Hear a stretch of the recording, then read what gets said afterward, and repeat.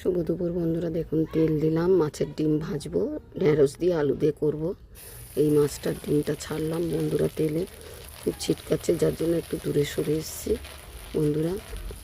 অয়েলটা ভর্তি হয়ে যাচ্ছে, ডিম ছিটকে গায়ে ভর্তি হয়ে যাচ্ছে, একটু ঢেকে ঢেকে ভেজে নেব এটাকে বন্ধুরা। দেখুন লাল করে ভাজা করব, ভাজা হয়ে গেছে।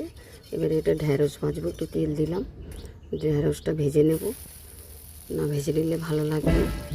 ঢেঁড়সটা ভেজে নিচ্ছি বন্ধুরা। দেখুন একটু নুন দিয়ে দিলাম, দিয়ে ঢেকে দেবো, দিয়ে হাফ সিদ্ধ হয়ে যাবে, একটু লাল লাল করে ভেজে তুলে নেব বন্ধুরা। দেখুন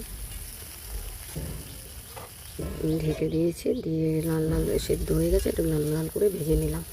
একটু তেল দেবো, ফের দিয়ে 5 ফোড়ন দেবো বন্ধুরা। দেখুন ঢেঁড়স আলু দিয়ে করবো। দেখুন ঢেঁড়স ভাজা হয়ে গেছে, ডিম ভাজা হয়ে গেছে। এবার 5 ফোড়ন দিলাম বন্ধুরা। দেখুন এবার পেঁয়াজ দেবো বন্ধুরা। দেখুন পেঁয়াজ, কাঁচা লঙ্কা, একটু আদা রসুন দিয়ে এটাকে লাল লাল করে ভেজে নেব বন্ধুরা। দেখুন এগুলো সব ভাজা করে নেব।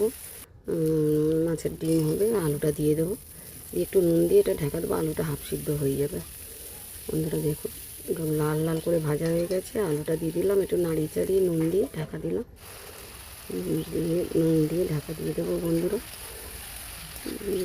দেখুন হাফ সিদ্ধ হয়ে এসছে। এবার মশলা দেবো, একটু হলুদ, একটু জিরার গুঁড়ো, একটু সামান্য লঙ্কার গুঁড়ো দেবো। ঢাকার পরে মশলা দিয়ে দিলাম, দিয়ে মশলাটাকে ভালো করে লাল লাল করে কষে নেব ভালো করে, যাতে মশলা গন্ধ না হয় কাঁচা। দেখুন বন্ধুরা একটু কষে নিয়ে জল দেব বন্ধুরা। কষা হয়ে গেছে, একটু জল দিয়ে মশলাটাকে একটু গ্রেভি করে নিলাম, নিয়ে এবারে এই যে ঢেঁড়স আর ডিম ভাজাটা দিয়ে দিলাম, দিয়ে একটু মাখা মাখা করে নামিয়ে নেব বন্ধুরা। দেখুন এই নাড়ি চাড়ি নামিয়ে নিলাম, ফুটে উঠছে, এবার নামিয়ে নেব, হয়ে গেছে। দেখুন বন্ধুরা